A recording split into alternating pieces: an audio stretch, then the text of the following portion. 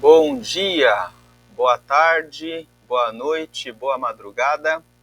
Nós estamos num propósito de 40 dias chamado Derrubando Bloqueios para uma Vida Próspera. E hoje nós vamos tratar do dia 2.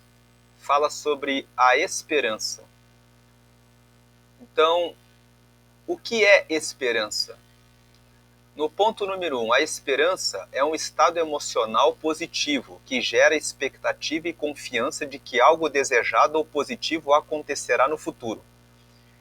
Ponto número 2, envolve também atitudes otimistas, palavras, combates mentais individuais contra o pessimismo. Ou seja, a pessoa individualmente, ela combate na mente todo o pensamento negativo, ela combate o pessimismo, ela toma atitudes otimistas e ela diz palavras quando a mente quer fazer a pessoa dizer assim: ah, a minha vida não muda, ah, não vai dar certo. A pessoa fala: a minha vida está mudando, ela está mudando porque eu estou em movimento fazendo o que eu preciso fazer para sair dessa situação.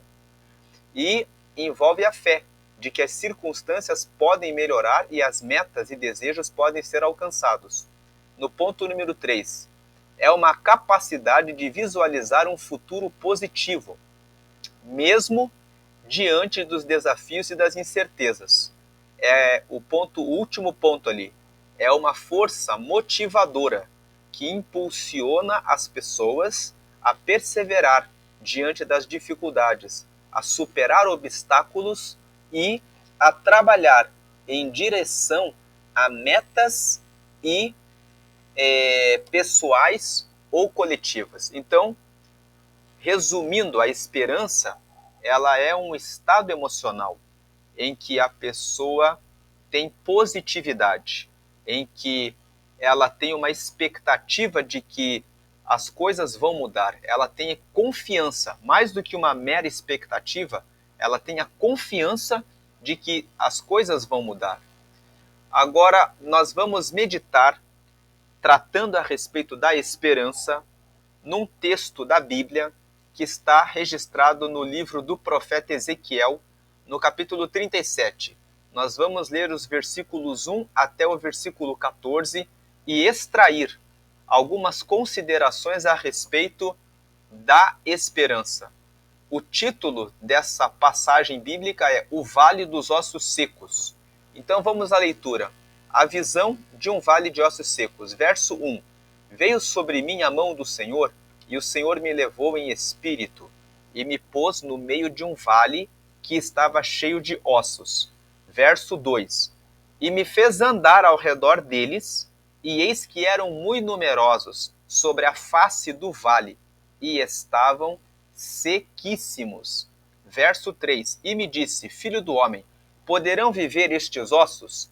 E eu disse: Senhor Jeová, tu o sabes. Versículo 4. Então me disse: Profetiza sobre estes ossos e dize-lhes: Ossos secos, ouvi a palavra do Senhor. Versículo 5. Assim diz o Senhor Jeová a estes ossos: Eis que farei entrar em vós o espírito, e vivereis.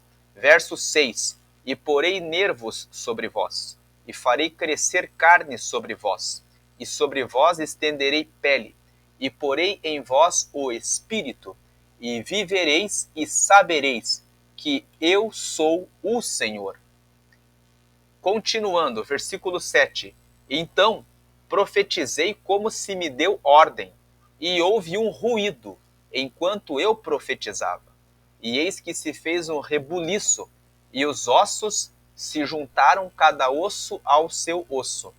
8.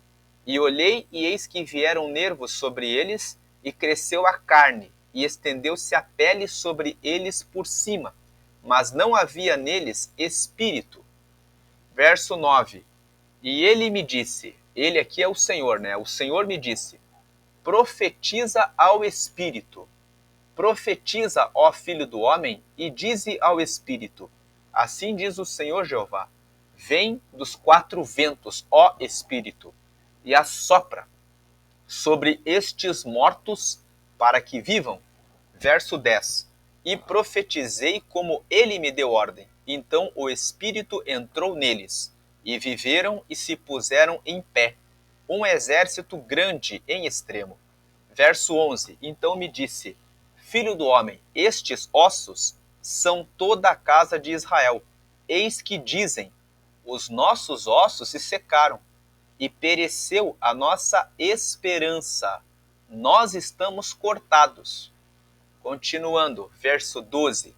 Portanto, profetiza e dize-lhes: assim diz o Senhor Jeová: eis que eu abrirei as vossas sepulturas e vos farei sair das vossas sepulturas, ó povo meu, e vos trarei a terra de Israel. Verso 13. E sabereis que eu sou o Senhor, quando eu abrir as vossas sepulturas e vos fizer sair das vossas sepulturas, ó povo meu. Verso 14.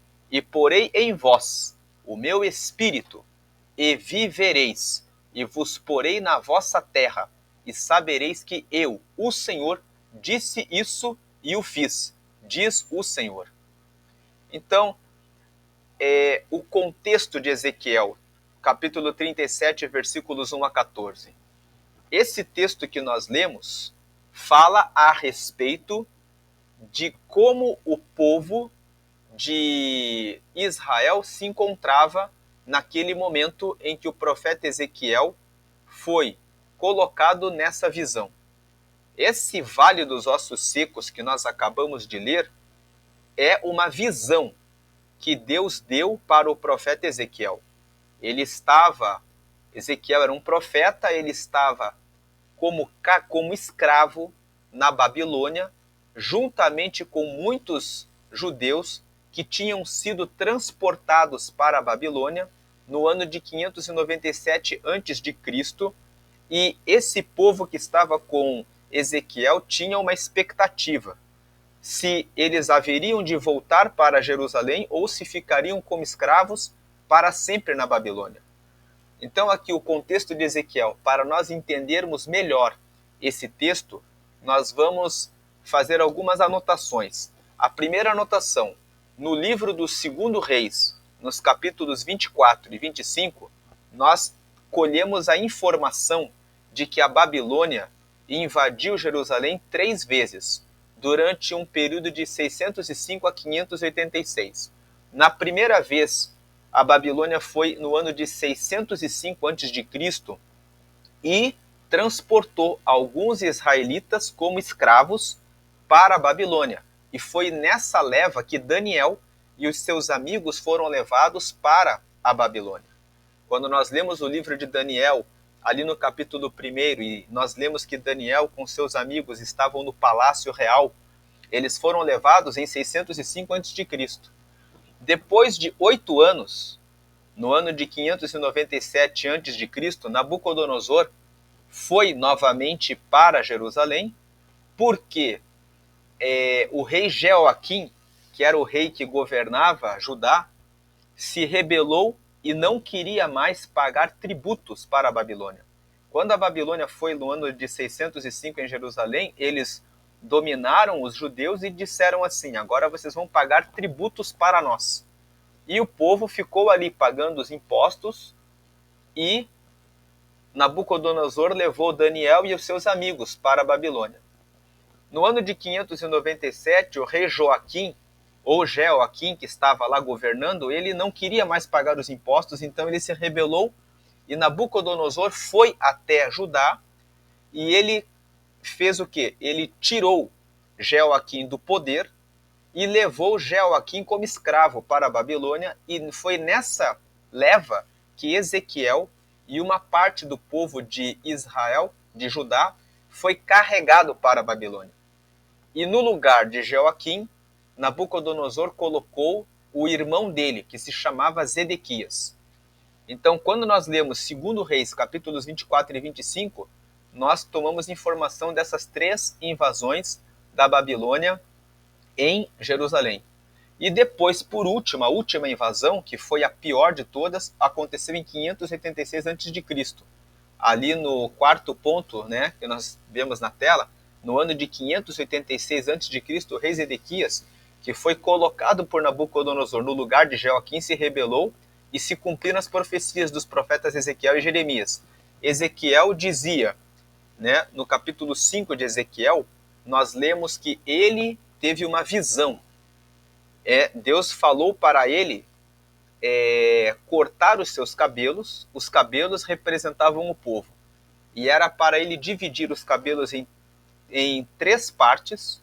Uma parte era para ele queimar no fogo, outra parte era para ele passar a espada em volta, outra parte era para ele lançar no vento.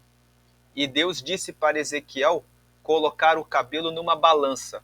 Deus estava dizendo para Ezequiel que o povo de Judá seria julgado pelos seus pecados, pelas suas abominações. Os pecados que o povo estava praticando era a idolatria. Eles estavam adorando outros deuses nas montanhas. Eles queimavam incenso para outros deuses. E quando você lê o texto de Jeremias, no capítulo 5, você vê que o povo de Judá também estava cometendo adultério, também os juízes não faziam justiça para os órfãos e para as viúvas, os profetas profetizavam em seu próprio nome, não por ordem de Deus, e o povo estava corrompido na mentira. Então, esse é o contexto do povo de Judá na época de Jeremias. Ezequiel foi carregado na segunda leva para a Babilônia, estava com o povo cativo. Jeremias ficou em Jerusalém e profetizando para o rei Zedequias até que aconteceu a terceira invasão de Jerusalém, que foi a pior de todas. Na terceira, Nabucodonosor invadiu Jerusalém, o profeta Jeremias informou para Zedequias que ele deveria se entregar, porque Deus queria que eles se entregassem, porque daí não haveria guerra e a luta seria mais tranquila. O rei Zedequias preferiu ouvir os profetas que não falavam em nome de Deus e resolveu formar um exército para guerrear contra Nabucodonosor. Por ele ter guerreado contra Nabucodonosor, Nabucodonosor queimou a cidade a fogo, matou todos os filhos de Zedequias na frente dele e depois furou os seus olhos. Esses relatos estão registrados no livro do profeta Jeremias, a partir do capítulo 37. E depois, a parte do povo que conseguiu escapar do fogo foi perseguida e muitos foram mortos pela espada.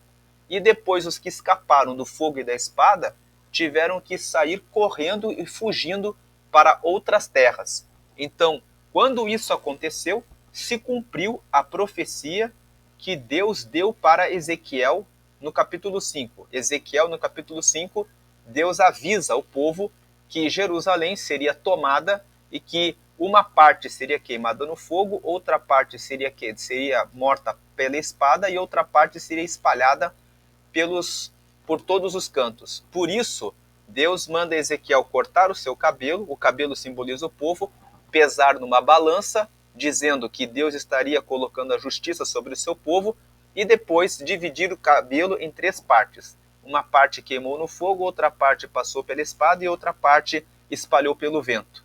Essa profecia se cumpriu, né, em Jeremias 37. Então, aqui, eu fiz essa apresentação só para nós entendermos qual é o contexto em que Deus dá essa visão do Vale dos Ossos Secos para Ezequiel.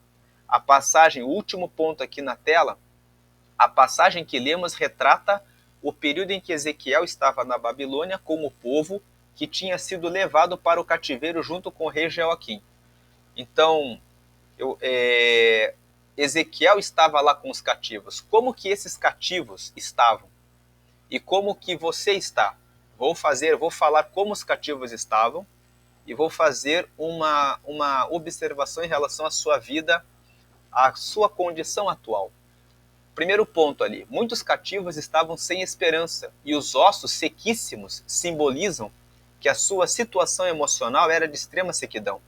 Nós lemos ali nos últimos versículos, os versículos 13, 11, 12 e 13, que o povo diz: nós estamos com os nossos ossos secos. Esses ossos somos nós. Ou seja, o povo estava dizendo, o osso simboliza a parte mais interna, representa a própria estrutura do corpo físico da pessoa. Então, simboliza ali a parte mais interna. Então, Deus trouxe essa visão do Vale dos Ossos Secos para Ezequiel, dizendo assim: olha como que o povo está, olha como que a esperança desse povo está. Eles estão como lá na parte mais íntima deles, secos, cheios sem nenhuma esperança. Ponto número 2 ali, pensavam, nunca mais vamos ver a nossa terra. Tudo acabou para nós. Eles pensavam, nós vamos ficar aqui nessa terra para sempre, como escravos. Quando Deus leva Ezequiel em visão a um vale de ossos sequíssimos, Deus estava se referindo ao seu povo no cativeiro. Aí no penúltimo ponto, Deus pergunta para Ezequiel se ele achava que os ossos poderiam ressuscitar. A pergunta de Deus hoje para você é: você acha que a situação em que você está pode mudar? Porque Deus fez essa pergunta para Ezequiel. O povo estava numa situação muito sem esperança. Talvez você esteja passando por uma situação de falta de esperança. E nesse propósito que é derrubando os bloqueios para uma vida próspera, o bloqueio de você ficar sem esperança tem que ser rompido. É necessário que você tenha esperança. Você acha que a situação em que você está pode mudar? Vamos aqui para o outro ponto, a confiança de Ezequiel em Deus. Como você responderia a Deus se ele lhe perguntasse se você acredita que a sua situação pode mudar? Ezequiel, no caso do Vale dos Ossos Secos, respondeu a Deus: tu o sabes. Porque ele, o profeta Ezequiel, entendeu que a vontade de Deus é soberana, ele entendeu. Não adianta eu querer dizer que a situação vai mudar. Eu dependo de Deus, porque é Deus que tem a soberania. Ele é que tem o controle da situação. Mas ele tem o poder para mudar a situação. Então, indo para o terceiro ponto ali, Ezequiel reconheceu a soberania e o poder de Deus de mudar aquela realidade. E a partir dessa fé, dessa confiança, Deus lhe deu ordem para que profetizasse sobre os ossos, pois lhes faria se juntar e formar corpos e cobri-los com nervos, com carne e com pele. Esse texto revela que precisamos desbloquear a dúvida de que Deus pode mudar a situação negativa, a situação ruim, que é momentânea da vida, e reconhecer a soberania de Deus e reconhecer o poder de Deus. Então veja, Ezequiel ele confiou nesse poder. Agora Deus renova a esperança. Ele renova hoje a tua esperança. Depois que Deus junta os ossos, como nós lemos na história, nessa visão que Ezequiel teve, ele forma a carne, o corpo e depois a pele. Deus pergunta mais uma vez para Ezequiel se eles poderiam reviver, porque eles estavam sem respiração, eles estavam sem espírito. Nós vemos que, pela leitura que nós fizemos, que Deus ele pergunta para Ezequiel duas coisas. Primeiro, ele pergunta se aqueles ossos poderiam se reerguer. E Ezequiel fala, tu o sabes. E Deus opera um primeiro milagre. Ele faz com que os ossos se juntem, ele faz com que ocorra um ruído, um barulho, e depois ocorre um rebuliço. Deus hoje quer ter um ruído na sua vida, quer fazer que exista um barulho na sua vida, quer fazer que haja um rebuliço na sua vida, quer fazer que as coisas que estão fora do lugar e que parecem que não há mais resposta, tenham resposta. Mas para que isso aconteça, é necessário que você dê o primeiro passo. Ezequiel deu o primeiro passo. Ele, como um profeta do Senhor, disse, eu sei que tu o sabes, porque eu sei que Deus é soberano, eu sei disso. E eu também sei que ele tem poder para fazer tudo que é impossível a nós. Então ele respondeu: tu o sabes. Então, assim como Ezequiel diga hoje: Senhor, tu sabes da minha situação, eu reconheço a tua soberania e o teu poder para mudar essa situação. Então diga: Deus, me dá autorização para profetizar e declarar a mudança nessa situação. Comece pedindo para Deus a graça e a força para declarar, e declare com fé: essa realidade que eu estou agora não veio para me matar, ela não veio para me destruir, ela veio para me dar força, ela veio para me fazer acreditar mais ainda que Deus é realmente poderoso, e quando eu estiver na vitória, eu vou voltar e lembrar que Deus foi aquele que me levantou e me tirou dessa condição. O profeta Ezequiel profetizou e Deus operou num primeiro processo. Fez o ruído soprar. Hoje vem o ruído sobre a tua vida. Se você está ouvindo essa palavra, se você está ouvindo essa mensagem, eu profetizo sobre a sua vida que Deus hoje lança um ruído para trazer um rebuliço que vai trazer a sua vida para uma nova realidade. Deus vai arrancar você desse mal. E por fim, no último ponto, Deus informa Ezequiel de que o povo estava sem esperança, mas que ele traria o povo novamente para a sua terra. Veja, nos últimos versículos que nós lemos, Deus fala para Ezequiel, depois que Ezequiel profetizou e entrou o Espírito na segunda vez, Deus trouxe vida, trouxe renovação da fé, da esperança no povo. Deus fala para Ezequiel: o povo está sem esperança, mas eles não vão ficar para sempre como escravos aqui na Babilônia. Anos depois, a profecia, o que Deus disse para Ezequiel se concretizou. O rei Ciro da Pérsia, os persas, derrotaram os babilônios, e quando Ciro assumiu o trono, o persa, ele disse para o povo de Judá: vocês podem voltar para a terra de vocês. Então, essa passagem, quando Ciro permitiu que o povo voltasse para a sua terra, é uma palavra profética para a sua vida, de que o Senhor vai enviar o Ciro, ou seja, a ordem. Ciro era o novo governante. Os governantes dão ordens. Deus é o governante por excelência. Ele levanta os governantes da terra para dar a ordem, para que a sua vida comece a voltar a um tempo de alegria. Por quê?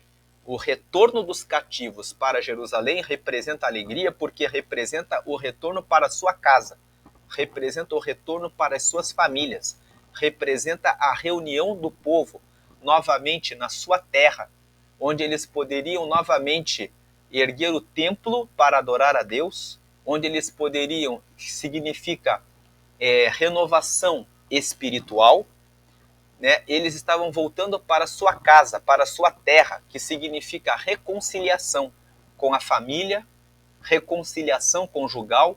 Se de repente você precisa de uma resposta no seu matrimônio, reconciliação com os seus filhos, porque fala de família, reconciliação com a prosperidade, porque eles poderiam retomar os seus campos e fazerem novamente as suas plantações das suas oliveiras, colher novamente, produzir o seu azeite e plantar aquilo que plantavam. Então, Deus, ele preparou as condições para que o povo pudesse se reerguer, né? Primeiro ponto, foi permitido o retorno para Judá. Deus preparou, depois que foi permitido o retorno para Judá, Deus preparou todas as condições para o povo se reerguer. Deus tocou em Neemias, que pediu permissão para o rei. Ele era o copeiro do rei na Pérsia. Quando nós lemos o livro de Neemias, nós vemos que ele estava servindo o rei da Pérsia, longe de Jerusalém. E um dia ele acordou triste por causa da sua cidade. E ele pediu ao rei permissão para voltar à cidade para reconstruir os muros de Jerusalém. E o rei deu a ele permissão, não só para voltar a Jerusalém, como também para que levasse material, para que ele pudesse erguer os muros da cidade. Quando Neemias chegou na cidade, ele contou com o apoio, ele incentivou o povo a se reunir, e ele conseguiu que o povo se reunisse em 52 dias. Em apenas 52 dias ele reergueu os muros. Esse tempo tão rápido em que Neemias ergueu os muros, falam que quando Deus fizer soprar o seu vento, fizer o ruído acontecer e o reboliço chegar na sua vida, ele vai mudar a sua situação, sem que você, num tempo e de uma forma que você, quando você menos pensar, quando você menos imaginar, Deus já realizou, desde que você esteja dentro desse processo de Deus. Depois Deus levantou os profetas Ageu e Zacarias para incentivarem o povo a prosseguir na reconstrução da cidade. Quando nós lemos o livro de Ageu, nós vemos ele dizendo assim: vocês estão semeando, estão colhendo pouco porque vocês não estão se dedicando a fazer a obra do Senhor. Se preocupem em construir o templo novamente. E ele falou: a glória da segunda casa será maior do que a primeira. Ele estava dizendo assim para o povo: se preocupem agora nesse retorno em reconstruir a casa de Deus, em reconstruir o templo. Isso nos traz uma palavra: reconstrua sempre em primeiro lugar o seu relacionamento com Deus. Foque na relação com Deus, porque assim como Deus deu a visão para Ezequiel, o povo primeiro buscou a Deus. Foi pela palavra de Deus, pela soberania de Deus, pelo poder de Deus, que Deus fez com que o ruído acontecesse, que o rebuliço acontecesse, para começar o processo, para começar a restauração daqueles ossos sequíssimos. Depois da primeira movimentação, Deus disse: agora falta o Espírito. E Deus perguntou para Ezequiel: é possível que o Espírito volte? Ezequiel disse: tu sabes. E Deus disse: eu quero que o Espírito volte. Então profetiza. Deus está dizendo: eu quero abençoar você, que é meu povo. Eu quero tirar você dessa condição de vale de osso seco. Eu quero arrancar você daí desse lugar, e por isso eu quero dar o meu Espírito, para que você receba o meu Espírito e tenha vida. Então receba aí a vida, o Espírito do Senhor nesse momento.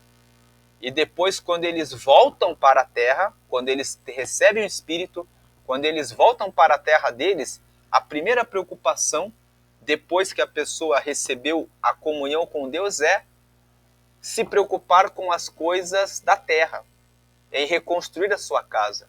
Mas lá, quando eles chegaram novamente em Jerusalém, Deus levantou o profeta Ageu, dizendo: vocês estão errando, estão esquecendo de primeiro levantar o templo, estão esquecendo de continuar no propósito, de primeiro erguer a casa espiritual, o relacionamento com Deus. Então, Deus levantou Ageu e o profeta Zacarias, ambos profetas, incentivavam o povo a reconstruir o templo e depois reconstruir a cidade. E também, por último, Deus preparou, junto com Neemias, Ageu e Zacarias, Deus preparou Esdras, que era o escrivão, e ele trouxe a lei. Ele fazia a leitura da palavra, fazia a leitura dos mandamentos do Senhor, orientava o povo a não esquecer de cumprir a palavra, para que eles permanecessem firmes no caminho do Senhor. Então nós vemos aqui que quando chegou o tempo de Deus restaurar o povo na sua cidade, Deus preparou os profetas, Ageu e Zacarias, para que eles mantivessem o foco na casa espiritual e no relacionamento com Deus, para que eles não se perdessem mais. E Deus levantou Neemias como o líder para que as obras da reconstrução dos muros da cidade, os muros da cidade representam a sua estrutura, representam a sua fortaleza. representam a renovação da esperança, representam a pessoa se fortalecendo novamente. E depois preparou Esdras para dizer: nunca mais esqueçam de cumprir a lei. Leiam a lei para que vocês saibam qual é a vontade de Deus, para que vocês não errem mais. Então, o desbloqueio de hoje é da falta de esperança. O primeiro ponto: por maior que seja o tempo que você está envolvido em uma luta diária na sua vida, seja em qual área for, Deus é soberano para decretar o fim do tempo da sua provação. Ponto número 2, Deus está perguntando para você: você crê no meu poder? Com respeito, ponto número 3, com respeito à soberania de Deus e fé no poder dele, declare hoje palavras poderosas. Diga: a minha vida está nas mãos de Deus e é Ele que me ajuda a resolver as minhas dificuldades pelas minhas dúvidas e limitações na fé. É Ele que me ajuda a derrotar a dúvida. É Ele que me ajuda a derrotar a falta da esperança. Hoje eu renovo a minha esperança. Hoje eu supero os meus limites das minhas dúvidas em relação à fé. O penúltimo ponto: creia que Deus arrancará você dessa situação com muita perseverança, dedicação, estudo e empenho. Estude a palavra de Deus e estude formas de você fazer o melhor para você sair dessa situação. Por último, desbloqueie-se da falta de esperança e renove ela hoje no Senhor, a esperança. Vamos colocar uma tarefa, uma mentalização.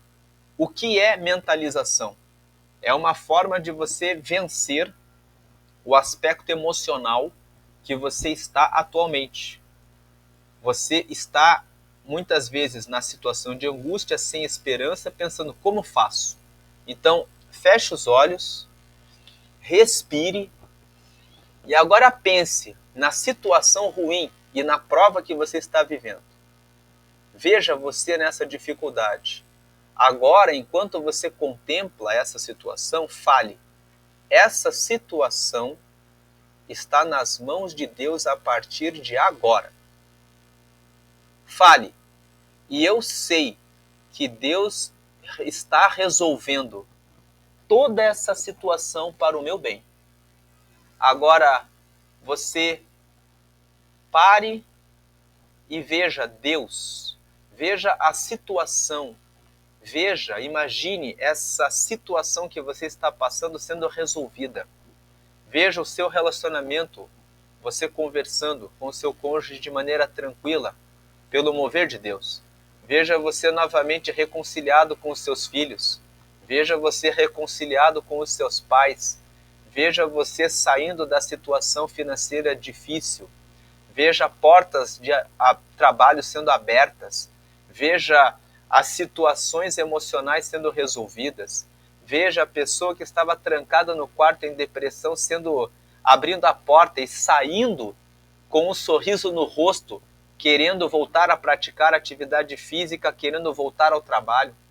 Agora, abra um sorriso no rosto e respire fundo. Respire bem fundo com alegria. Tenha alívio no coração e na mente coloque a certeza de que você teve a solução de Deus, com clareza e sabedoria. Agora você veja que você está resolvendo tudo. E você está vendo que estão vindo pessoas que você nunca viu antes e que estão te dando apoio, trazendo palavras para você que te trazem respostas e te ajudam a resolver tudo por ordem de Deus. Agora se veja levantando as mãos e glorificando a Deus. Agora diga: glória a Deus, aleluia. Você está abençoado e o problema passou, já foi. Faça essa mentalização. Faça esse exercício. Renove a sua esperança. A conclusão: o seu estado atual não é o seu futuro, não é o seu fim. A situação que você passa agora não pode carregar a sua esperança, levar a sua esperança. Ponto 2. Não importa quanto tempo você está nessa situação. Deus é soberano e tem poder absoluto de mudar a sua vida agora. Ponto número 3. Creia na sabedoria do Senhor e na força do seu poder. Deus é realmente soberano, ele realmente é forte. A passagem que nós lemos do Vale dos Ossos Secos mostra que ele tem vontade de fazer um ruído e soprar o vento dele na sua vida, para te trazer a bênção e a prosperidade. Declare, ponto número 4, palavras de vitória e tome atitudes otimistas e confiantes, fortalecendo a esperança da resposta certa para a solução. Nunca diga palavras negativas. Diga, eu sei que o Senhor é comigo. Eu sei que Ele trará vida na minha vida. Eu sei que Ele resolve tudo porque eu confio nele. Coloque a sua confiança de maneira absoluta nele. Por último, mantenha e renove diariamente a esperança. Deus abençoe. Fique com Deus.